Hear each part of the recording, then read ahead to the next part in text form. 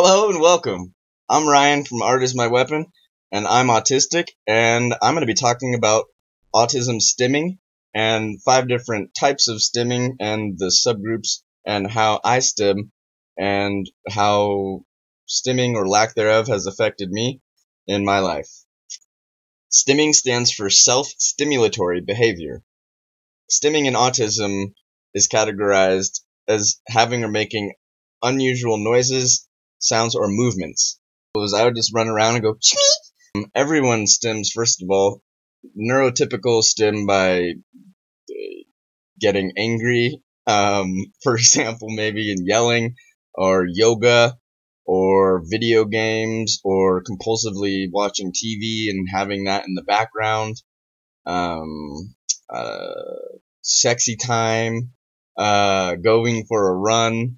There are lots of ways that neurotypical people stim, but the way that autism people stim, it's also very important to note that no two autistic people are alike. So just because these are my stims or I make those noises doesn't mean that all or other autistic people that you know do the same and have the same needs and sensory stimuluses that we're affected by, because no two autistic people are different, and it is a beautiful wide spectrum of stimming. So yes, that is important to know as well. It does the same thing for neurotypical people. It's a way to calm and regulate our emotions and our bodies, and to cope with the environment and the sensations and stimulus around us, especially when we don't have control of them, or if there's too much going on that is hyper stimulating us, like if there's very loud music or a lot of people talking, that's an hyper stimulation. Or there could be a hypo stimulation where we're understimulated and then our internal world becomes much louder and the volume goes way to 11, insert Spinal Tap clip, and there's no going down until we stim and release that energy. I mean, so it's very important, and it's as natural for me as breathing when I need to stim. It just feels like an extension of who I am because it's an outlet of that energy. Look at an interview of Quentin Tarantino. He always looks like he's on the right amount of cocaine, but there are many. Quentin Tarantino is, of course, autistic, so that's known. And so that's an example if you want to look at what was called Asperger overload all the time. What I do is just explode all this information and rant and operate at a very high speed. It's very stressful to live like that. If I put someone in my brain, you'd be like, get me out of here! Because there's just so much going on all the time. Even so, yeah. But the different types of stims, they involve all of your body and all of your sensory systems. So like I have blue lights behind me back there to calm me down and to wake me up during the day.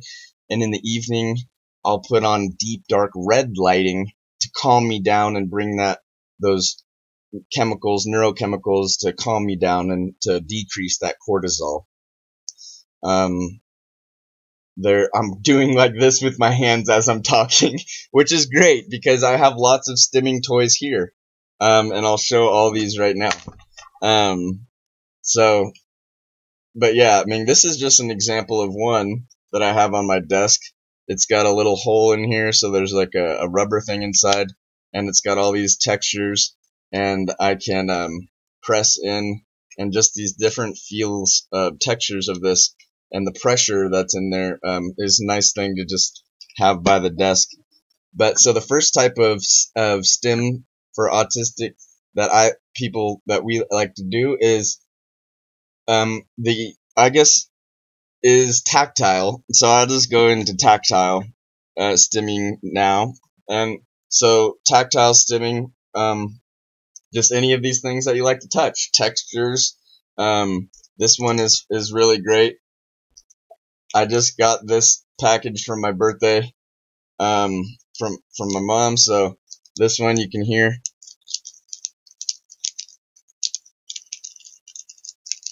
So yeah, it makes that nice noise, but it feels good too to crunch around.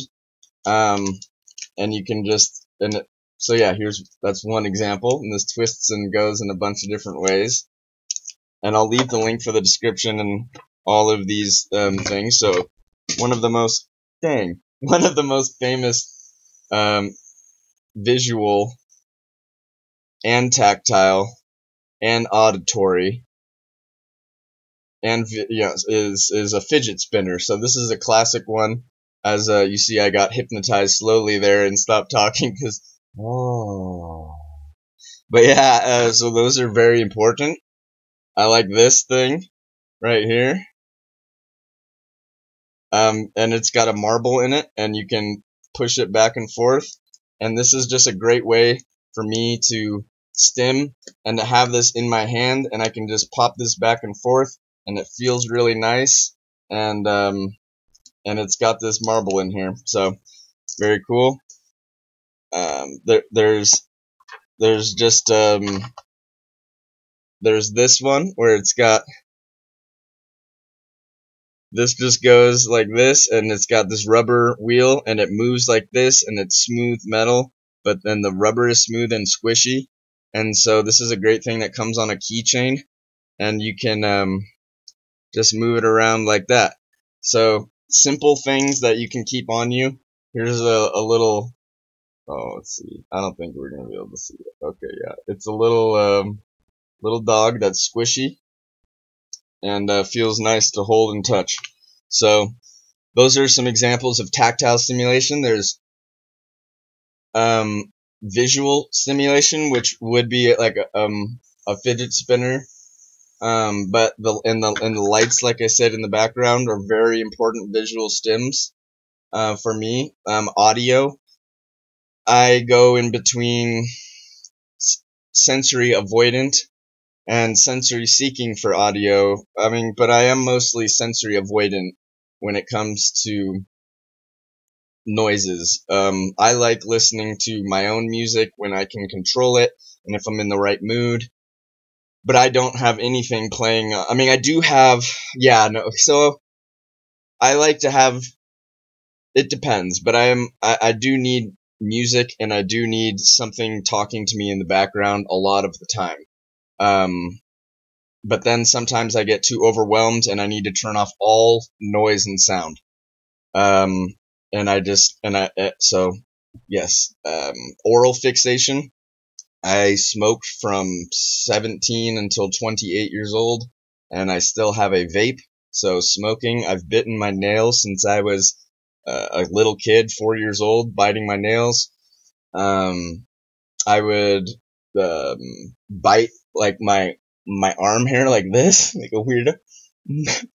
When I go like that, pull on that hair, and that feeling of the hair being pulled felt good, which is very weird. But that is part of my stimming. Everyone else calls me, but anyway, that's just so. This feels really good for my wrists, and so to keep undercover, ought to be like looking natural. You might just see my hand going like this. If I'm alone, then I can. It's just the feeling of my body, and yeah.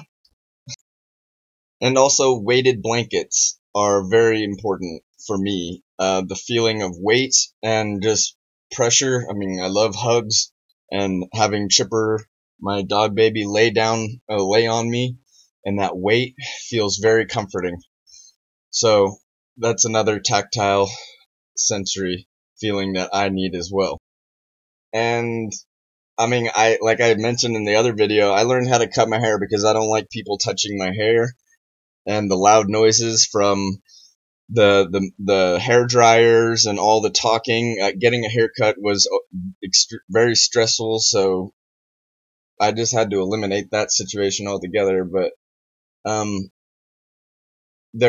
it's very important not to suppress my stimming. If I make, like in high school, I was class clown, and I used that as a huge part of my identity. Was my senior year high school quote was "Shmee," because that was something, that was my first like stim in high school, was I would just run around and go, and yeah.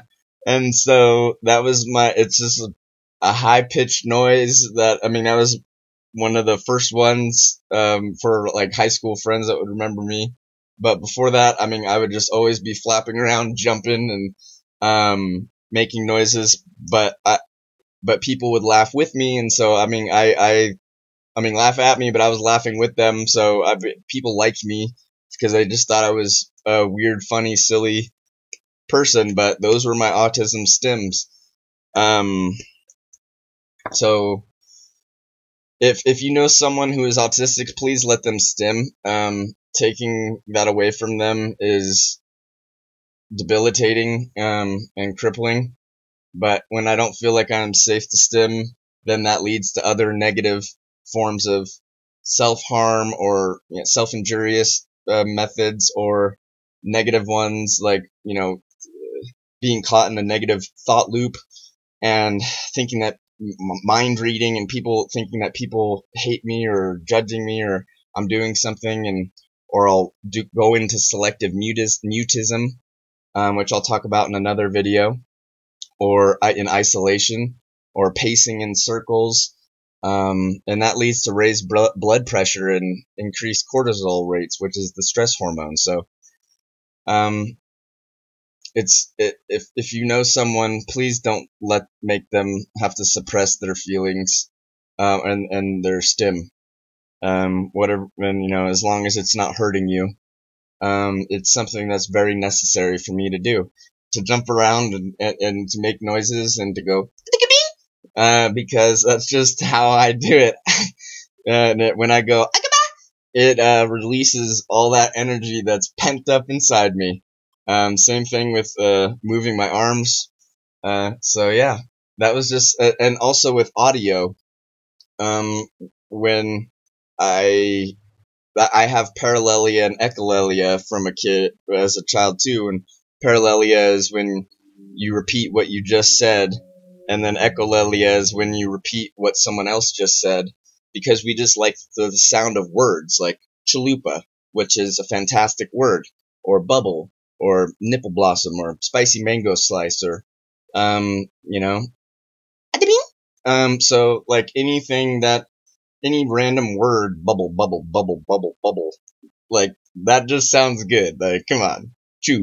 Tube, bubble.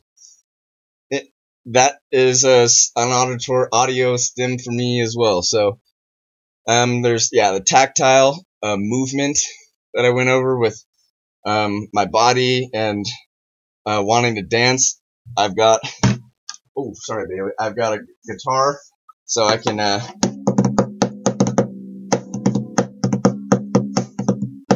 okay, I'm not gonna do that, but yeah, you can drum around on that, and that feels good.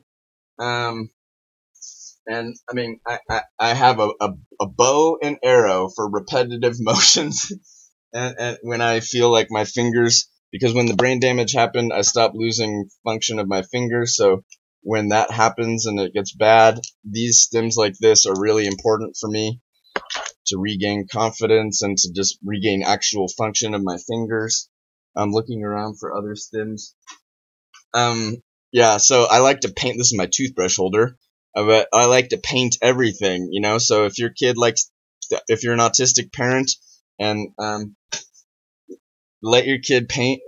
Hopefully not on the walls like I did, but yeah. And also, if you're an autistic parent and your kid loves the smell of soap and everything, make sure that they don't try and bite the bar of soap because it smells good. So, or like lick the liquid soap like I did as a kid, because like, man, this smells so good. I used to have like 17, and I still recently have 15 different types of soap, because all the smells, this particular smells, that I like are nice. It went, because I don't like, the feeling of the shower water a lot of the time. So having good smells in there is important for me. So yeah, that was just a quick autism stimming video. I'll leave the link for the description for these little puzzles and all that. But I could talk all day about this, but YouTube likes short videos. So I hope you learned something today, and I will see you soon with my next video about autism masking. Thank you so much for watching. Like and subscribe if you want to, and I will see you soon. Take care and have a wonderful day.